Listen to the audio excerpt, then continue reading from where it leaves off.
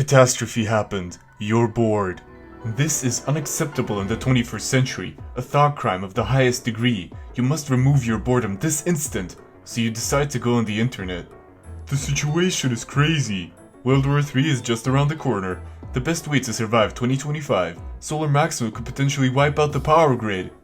The best guillotine versus the most expensive Lamborghini. Worst parachute versus best parachute in the world. Battle. Why all women are promiscuous and the worst. All men are trash, they're the worst. Why your life is destroying the environment. Enough. I've had enough. All of these headlines and emotionally manipulative clickbait. Everything has been brought to its absolute extreme on the internet. It's always the best of something or the worst of it, because it's more intriguing that way. It catches your precious attention span. But because everything is constantly extremified for profit, this has led to our online world being extremely polarizing.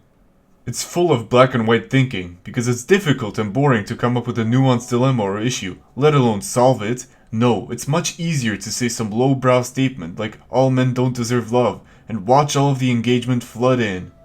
The internet was designed for polarization and extremification of our lives, and it's really messing with our heads. It's undeniable. It speaks to our natural bias and curiosity for the extreme and the most. I was so focused on all of the craziness around me until I heard a bird. A mourning dove, to be exact. It completely stopped me from my infinite content consumption cycle, and it made me realize that I have stopped listening to the birds singing. I remember when I was younger, I would play outside on a playground while the dove beautifully sang its song. It was comforting, and in my pursuit of finding the best and the worst of things, I forgot something that's more important. The mundane. Every day, our lives don't consist of eating the most expensive squid or going on the world's largest trampoline. We go to work or school of some sort, most of the time. We do the tasks we have to do, and then come home and relax in some way. But that's not the entire story now, is it? Even with the simple action of commuting, you might see a cat on your journey, chilling in the sun. Or you see a little girl eat ice cream for the first time, or two crows playing with one another. You might see a propeller leaf gently descend upon the cradle that is Mother Earth and see the beginning stages of a mighty tree. You might hear the song of two lovers upon treetops chirping away during the day. You can feel a gentle breeze caress your skin like a blanket of comfort. There's nothing stopping you from making a delicious breakfast and enjoying its decadent taste. It might start to rain and you can smell the plants finally being quenched of their thirst. Even during your regular old commute, there's beauty hidden in every sense of the word, and every one of your senses. And there lies the key to being content, the key to breaking out of your cycle of extremes, the vicious exploitation of your brain circuitry. The key lies in the beauty of the mundane. So let us sit down and relax.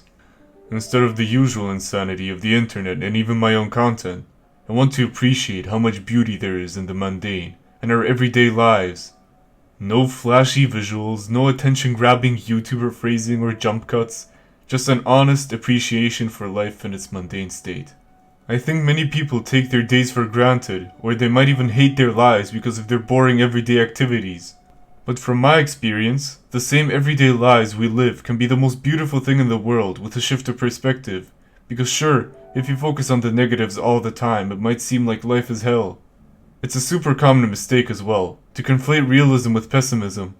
So you shouldn't be too hard on yourself for living life this way. And besides, our modern life is filled with traps to get you to engage in all sorts of rage bait and bad news. But once you learn to avoid those traps and put an emphasis on the positive aspect of your life, it will become much better than you could have even imagined. Now you might sit there and think, but Nick, I have no life. Or I have no life outside of the online world. Or my life is terrible. It's just jumping from one addiction to the next. And you might be right, but it doesn't have to be this way. Out of all the things you can't control in life, your actions that dictate your everyday routine are actually fully in your control. So if your life just consists of indulging in your vices and being terminally online, you should replace that time with something calming. I personally recommend going outside with no Wi-Fi and zero access to the internet, and if you still have one of those, go outside with an old flip phone or something instead of your smartphone. The goal of this is to make you think, and without your phone constantly bugging you and grabbing your attention, you can actually focus on the outside for once instead of being farmed for your attention. Once you're in an environment where you have nothing left to do but think, you will quickly start thinking about problems you've been distracting yourself from, or you'll start to think about what you really want in life. You will suddenly have all sorts of interesting thoughts just bursting out of you like a waterfall. So I would also recommend bringing something to write them down. This exercise has a doubled effect of changing your environment so you stop your overindulgence or procrastination, and it's supposed to make you a little bored at first, which need I remind you is a good emotion because it instigates action. Boredom is your greatest weapon to take control of your own brain and win against your various addictions and procrastinations, etc. Okay, I talked about this in my previous videos, but there is an exercise to help cure depression, and it revolves around simply describing your surroundings in great detail and how they make you feel. I always talk about what you should do in my videos, but I think for once I'm going to demonstrate what I mean in detail and not just briefly talk about the beauty of life, but really explain what I find beautiful about life, even in its mundanity. As I said before, on the internet, every human facet of life is greatly exaggerated, because not many people would want to watch a video of a guy walking around in a park or reading a book on the train. They always showcase something insane and extraordinary, big picture stuff. But there is no big picture, it's an illusion. Everything is made up of tiny individual moments. The internet always focuses on the biggest, the best, the most. But life consists of small moments that cascade into larger and larger events. It's a tree branch of endless possibilities. So if you learn to love more and more tiny bits of your life, you will eventually find yourself falling in love with it. And if your life consists of things you hate, breaking it down into smaller problems makes it easier to solve, so it's a win-win situation either way. We are indeed creatures of routine and habit, so to like your life more, you'll need to appreciate the day-to-day. There were times in my life where I felt like a drone, simply wandering to my predetermined destination without ever acknowledging my surroundings. Because I had no reason to. Why should I look around me if I could just play Subway Surfers on my commute or think about useless online moral dilemmas and YouTube dramas? Most topics online just made me angry, and I'm not gonna lie, sometimes I looked at people who were more down on their luck to convince myself I still had it pretty good. As you know, comparison is the thief of joy, no matter which way you do it. My focus was scattered around all different places that just boiled down to mild mental stimulation so I wouldn't go insane on my commute, or just when I was outside in general. Little did I realize the supercharged online world was the one hurting my sanity. Until one day, I forgot to charge my phone, and I could only use it sparingly. That's when I looked around and saw a beautiful flower, just sitting there, or standing, I guess. It had no reason to be this beautiful, to be so appealing to the eye. It simply was. Its beauty was free for everyone to enjoy. Then I saw a little bumblebee pollinating it, and it was quite the pleasant visual. I think bumblebees are cute, so this only added to the natural canvas. And then I spotted another flower, just as beautiful. In fact, there were quite a bit of flowers on my daily path, which I never really paid any attention to.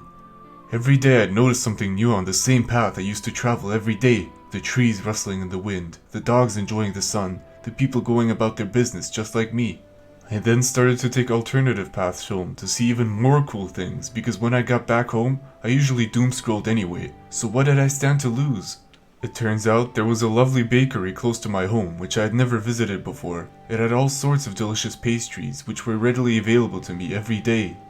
I started to explore my whole surroundings. I went from a shut-in to someone who loves to take a walk with no destination. I would go wherever the wind was taking me. I mentioned birds before because I never noticed how many of them are out there. There's so many different kinds and a lot of them have their own distinct melodies or other quirks. I started listening closer to the melodies and noticed a lot of classical music came from those very birds. I had my own personal orchestra outside every day. Not only do birds sing beautiful songs, but they themselves are beautiful. I have seen a swan during winter break away the ice that had formed in the lake for his lady, and he even shared the food that was there with her. It's because swans mate for life. In that moment, I understood what it truly meant. Now I don't know if birds have the same emotions as us, or their level of consciousness, but in that moment, I saw two creatures love and care for each other. This made me realize that love is truly universal and an all-encompassing force within the universe. Even if you're just two swans in a lake, you can experience this love. And before you guys comment, I was not on acid or on shrooms. I never had them in my life. I genuinely saw a manifestation of love in the universe that transcended species. And I think that's beautiful. In fact, I love so many little critters that you can find outside your walled-in fortress. From cats to dogs, from butterflies to bees, their sheer presence always brightens my day.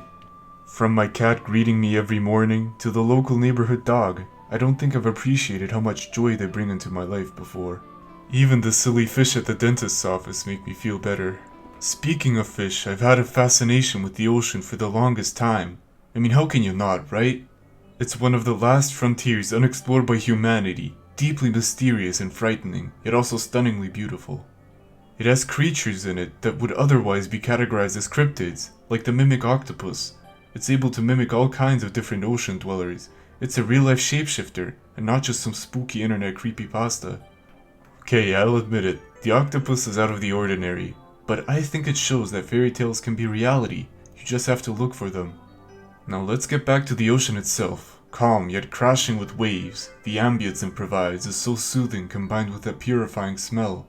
I love the way the sun bounces off of its surface, creating a path to new horizons. I love bathing in it in the summer sun and letting myself be carried away from all my worries.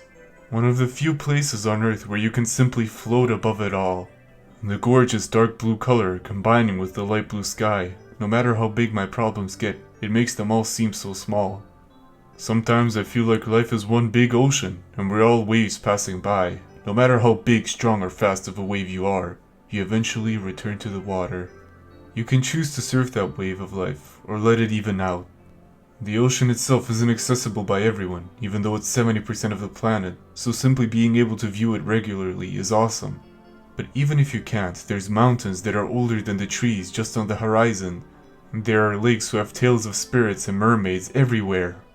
Where there is water, there is civilization. And those lakes and rivers you see are the same ones that were described in fairy tales. Ancient humans roamed the same land as you. The ground you're residing on right now has seen many battles, trials and tribulations. It was even the same land where dinosaurs fought for survival. Each square centimeter of this earth is special in its own way. The land, the forests, and the seas haven't stopped being magical. You might think you know so much about them now because of modern science, but we don't know how much we don't know. Even just outside of Earth, the moon, our moon, is a gem among all other moons. The same one that Gilgamesh pondered at. Every single human being has been looking at the same moon and witnessing its beauty. There's lore behind its cycles and the way it causes the tides to rise. There are blood moons, blue moons, even purple moons. It goes from full to crescent to disappearing from the sky. It is, as far as we know, the only moon that is able to cause a solar eclipse. The odds of this happening baffle scientists to this day. We have such a unique and beautiful astral body visible across the globe by just looking out of your window, glowing across the night sky, yet we get used to it after a while. Don't get me started on the stars decorating our night sky, but to be fair, in many places you can't really see them that well due to light pollution. But I still think that people forget how beautiful our sky is at day and at night. Imagine it was just pitch dark at night and the skies were grey during the day. But even then, people still find beauty in that stormy grey. The sun we see every day. Well, in my case, I don't see it every day because the weather is so insanely cloudy and murky half of the year, but when I do, it makes me wonder. Literally, it makes me marvel at its light, bouncing off the rivers and creating rays of light. The sun is delightful. Its many beautiful colors as it gently leaves the stage, and the triumph of its rise, the brightest star in our sky, and it's spectacular. It's also no accident that we are inclined to like the sun, because being exposed to it makes us produce valuable vitamin D, which is critical in fighting depression and generally lifting your spirits. It keeps our circadian rhythm in check, and we have a natural response to wake up when the sunlight hits us. Though its beauty can be like a siren's call, because if you look at it for too long, you burn your retinas to a crisp. It is as beautiful as it is useful, and it is imperative that you try to get in as much sunlight as possible, especially during winter time to fight the seasonal depression. Each sunset is a unique performance, beautiful in its own way, and so is the sunrise, so if you try to capture at least one of them, you'll learn to appreciate it all the more. And I have to say, for someone who lives in a place where the sun seldom shines, please be thankful if you see it throughout most of the week. You don't even know the levels of mental distress it causes you when you don't see the sun for a whole week straight. Or when you go to work in the dark and go home in the dark, so don't take the sunshine for granted, even if it's there every single day. Now there's this sentiment going around that it's all the same and there's nothing to be explored. Well, we only explored around 5% of our own ocean. There are countless tunnel systems left unexplored. The whole Amazon is mostly a mystery to us. Yet some people dare to claim that we were born too early to explore the stars and too late to explore the Earth, when this couldn't be further from the truth. But what's important is that it has yet to be explored by you. Let me ask you something. Would you still explore an open world game even if there are people out there who 100% explored the whole map multiple times? I think most of you would say yes, because it's not about being the first one to explore the world. It's about you experiencing life and what the world has in store for you. And the world itself is ever changing. What once was in 2005 is now long gone. There are whole new cities, major developments. Even in the city or township you reside in, there have been changes throughout the years. It's never quite the same land as it once was before. It only carries its essence. So it might sound silly, but simply going on a hike you could see the ever-changing beauty of the world. It's not in some faraway place like Agartha, or hidden away like Shangri-La. Beauty is all around us, you just have to look and see for yourself. For example, the 4 changing seasons are also so unique and rare when you compare it to other planets. Even if you take away the vegetation, most of them are either tidally locked or they rotate consistently, resulting in consistent weather. Earth having 4 seasons is very unique, and while a lot of continents and countries only have 1 or 2 seasons, but the passing of time is not only marked through beautiful visuals, but also holidays. From Easter to Halloween, our seasonal holidays rock. And of course, with the arguably biggest one coming to town, Christmas. During a time that's cold and dark, we made a holiday that is all about warmth and light. In spite of the traditionally cold, unforgiving, and dark nature of winter, we saw that and started decorating things in colorful lights and whimsical trees to spread jolly Christmas cheers. We sing Christmas songs and give each other presents just because we can. In a season of darkness, we make our own light and our own joy, and I think that's beautiful. Don't get me wrong, winter by itself can be marvelous too, just like the wonderful colors of fall, or the lush greens of summer, and the blooming spring. When the snow falls, it decorates everything bright white, resulting in the sun bouncing off the snow and making everything more bright. I love the winter white nights, and the snowball fights. I enjoy sledding down a hill and drinking warm chocolate after being out in the cold all day. Every season comes with its own unique beauty, and I hope you can go out and see it for yourself. I would argue that our ordinary is by its very nature extraordinary. The universe consists of mostly empty vacuum, surrounded by dark matter. That's a fact. It's extremely empty, yet we live in a world chock full of one-of-a-kind phenomena. Life itself seems to be an extremely extraordinary occurrence, because the vast majority of all the planets in the universe don't have it, and we haven't even found it outside of Earth, officially at least. We tend to value diamonds, but the trees on this planet are rarer than all the diamonds in existence. There's even a whole planet made of diamonds, but we only know of one planet that has wood and trees. But that was just on a cosmically large scale. Our life is extraordinary down to the microscopic level. You consist of billions, no, trillions of tiny organisms that serve to protect you from an entire microbial micro-universe. Your white blood cells fight for you, your whole body works in unison just to keep you alive, and the individual cells you consist of are willing to sacrifice themselves for your well-being. Behind every paper cut and every yogurt you eat, there is an entire story of what your body did to preserve you. You're not just your brain and spinal cord, you're the hive mind collective of trillions of creatures. Some bacteria aren't even native to your system, yet they live in your gut biome and depend on you to stay alive. You are the result of an impossible symbiotic relationship of atoms who arrange themselves in such a way to allow you to experience consciousness. You, my friend, are your own universe within the universe. How life started is a mystery to us, and so is consciousness, yet we are alive and conscious every day, at least if you're able to watch this video. Our very existence is a grand mystery of the universe. I argue that we're an extension of it, experiencing itself. We're all part of this grand symphony that should be impossible, but your existence defies all possibilities. You won the sperm race, you survived past childbirth. A majority of potential people don't even make it through childhood, yet you are here, breathing. Even breathing is a privilege once you're drowning. This applies physically and mentally. I never think about breathing, as do most of you up until this point because you're aware of your breathing now. Sorry, but this is actually a great opportunity. Whenever I have a stuffy nose, I miss the days where I could just breathe without issues. The most extreme example being when I was kind of starting to drown and I fought for every breath. After I survived that ordeal, I realized that I still had the energy to fight for every breath that I took. It also made me realize each breath I take could be my last, and I wouldn't even know it. And now, I'll sometimes try to savor my breathing. I imagine every breath I take is filling me with life. Not only because it's true, but because once again, It's the symbiosis between us and the plankton at the bottom of the ocean and the trees on our land.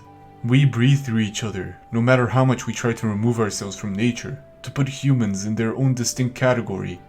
We should never forget that our very existence relies on a mutual symbiosis with this very planet. We are still part of this large, chaotic ecosystem, in spite of the obsession of various powerful people trying to turn it into a wasteland for profit. It nurtures and nourishes us, and we do the same. We are connected to nature as much as it is connected to us. You can see how indescribably beautiful our nature is, and you're part of it. Your unique presence can be contributing to its beauty. We don't always try to destroy our planet. I think most people don't, except for Taylor Swift. Full offense, but when we look at our landscapes, some of us choose to enrich it with beautiful architecture. Once again, you may take the buildings and the environment around you for granted, but some of them are monuments of passion built by talented architects looking to add to our everyday landscapes. It might be a church or a cathedral standing tall as a monument of faith, or it might simply be the town hall or even just a very good-looking house, but I believe the buildings around us influence our mind. Of course, this can also affect your mind negatively, like living under the dreaded Bauhaus architecture style. Trust me, I'm speaking from experience on how it can make you depressed, but I think if you look around your community, you will find hidden gems. It might be as much as a cool graffiti, but once you look for it, you realize you are surrounded by art. Either that of nature or of humanity. Art is all around us, and if you learn to look for it and appreciate its beauty, your mundane everyday life will become more enjoyable.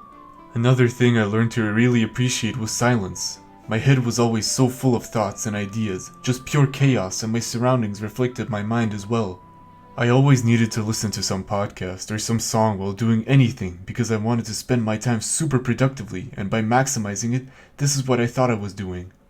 I also could not afford to be bored for even a single millisecond, but once I just sat in silence. No music, no sounds, no wacky visuals, just me and the world. I could not get enough of it. Who would have thought that a quiet mind would bring peace to myself? Well, I certainly didn't. But a quiet evening with nothing going on in particular is such an amazing experience. I would highly recommend it, even if it sounds kind of boring. Did you know the food you eat every day could be great? I hope some of you are doing this already, but I used to eat ready-made meals because they were easier and faster to make. I didn't hate them or anything, but I generally saw eating as more of a chore that I had to do. That was until I had some really good fried eggs. Like, they were exceptional. And I added a little bit of hot sauce for once, and it tasted great. Before this, I would literally chow down on those fried eggs like I was a hungry fox in a hen's den. I never knew something so simple could taste so good. So I started eating better. The culinary world is chock full of amazing meals. I started eating pad thai, Japanese panko chicken, curry, tacos, and all sorts of Korean food. For context, I lived in Germany for a while, and I usually ate döner, which is still really good. But German cuisine isn't exactly world famous for its riveting taste. Besides, I was born at a time where many different cultures collide and combine, making previously landlocked meals widely available. Now the simple act of eating was something I could look forward to. I felt like Remy from Ratatouille. Eating delicious food did not have to be a special occasion. I finally savored the taste of my diet. I cannot stress how much of a life changer eating good and delicious food was for me. Because it was also healthier than my previous diet, and while it does take more time to prepare, or you have to go out of your way to get it, it was so worth it. There is a whole culinary world waiting to be discovered by you, so try something new once in a while. Trust me, you won't regret it. Except if you're hyperallergic, then you should probably stick to your diet. But even the food I used to eat became more delicious because I now savored the flavors, or I made small adjustments to them occasionally to keep it fresh. I only ever heard to eat good as advice online, but I always thought it was either too time-consuming or not worth it, like the rice and chicken diet. Another simple aspect of life I learned to appreciate was sleep. I used to genuinely hate sleeping. Once again, it was a waste of my time that I could have spent on gaming or watching more YouTube videos, but then I started to meditate before I went to sleep. I focused on the things I wanted to think about instead of simply letting my mind run wild with its very funny My Most Embarrassing Moments compilation, 8 hours long. Channeling your thoughts into an area I wanted to think about made me fall asleep a lot quicker, and it even impacted my dreams. I could now guide what type of dream I had, and they were so good, I started to write them down. The dream journaling enabled me to remember my dreams more vividly. Before, I was plagued by nightmares, but through channeling my thoughts, I get to choose the direction of my dreams, and they're mostly pleasant now. Sometimes I even lucid dream, and it's great. It's the creative mode. Also, pro tip on how to lucid dream. I would pay attention to how reality worked in real life so I could spot mistakes or dream logic, thus leading me to the conclusion that I was in a dream. So sleeping doesn't have to be laying in your bed and thinking about all the awful things you've done, because your dreams can be fun. And the more well rested you are, the better your mood is when you're awake. My life was now so much more vibrant and colorful, simply because I looked at my surroundings with childlike wonder and fascination, because I tried to enjoy every meal, every rest, and every second I was outside. I also didn't stop gaming. I used to play games like Rainbow Six Siege and Counter-Strike. I know, yuck, right? They only made me angry, but I kept coming back to them. But because my life was so much more peaceful now, I didn't feel the need to shoot at no-life sweaty gamers online. But instead, play games I actually enjoyed, like Luigi's Mansion for example, or Red Dead Redemption 2. It sounds silly, but it's almost like I forgot that games are supposed to be fun. So many aspects of our everyday lives aren't just naturally beautiful, but also fun. I don't know about you, but I like to write in my free time. I always did. I wrote poems just for fun, even though I was always embarrassed of my own work. But now that I'm older, I look back on them fondly, and they show a unique window into what my life used to be and how much I've improved. No matter what type of art you do, you should always pursue it in the moment, when the impulse hits. When I started writing about my everyday life, even though I hated it at the time, it made me realize all of the good things I had in it as well, and all of the victories. Our memory isn't the most reliable, so while it's good to cherish our precious moments, record them occasionally to document your own story. Because you're the hero of your own journey. You never fully know how much of an impact your small actions have. Because of the butterfly effect, even your simplest decisions like being nice to a stranger could permanently change the trajectory of their life and yours. You yourself might not even realize how important some of the people in your life are, so just be aware of your own small victories and interactions with them. Do you remember how you and your best friend met? It was probably by happenstance. You two went to the same school, or lived in the same neighborhood, so who knows if your day-to-day nice interactions with someone could turn into a lifelong friendship. Needless to say, I love the people in my life and being around them. Every person has their own story, and it's such a great journey to find out more about people and their passions and aspirations. So enjoy all the small things in life while you can. The natural state of things is entropy and not stasis. Everything is in a constant state of change and decay. The current constants in your life might not be as constant as you think, and what you view currently as your everyday boring life will be the good old times one day. But it's not all about decay and entropy, because energy can't be destroyed, only changed, and in a way, the current iteration of you as a being is eternal. In the history of the universe, doesn't this also make your mundane life a lot more special? Someday, archaeologists and historians will look back on our current lives, and what you think are your crummy 8th grade poems might be an insight into what our life was like. We tend to romanticize moments of our lives only after the fact, but you only live in the present, so why not fall in love with life now? Love your friends and family. Love the food you eat, and love the bed where you sleep. Love the little things around you, the trees, the bees, the birds, the sky. Because love is all around you, when you change the way you think. Thank you so much for watching to the very end. This was probably one of my favorite videos of the entire year to make, because usually I focus on the issues of the 21st century, but getting to talk about all the beauty I see in everyday life was great. To be honest, I made this video for myself, but I hope you could enjoy it as well. Like and subscribe if you feel like it. I have a Discord server linked in the description below, and a special thank you to my Patreon supporters. You guys are awesome. Bye bye.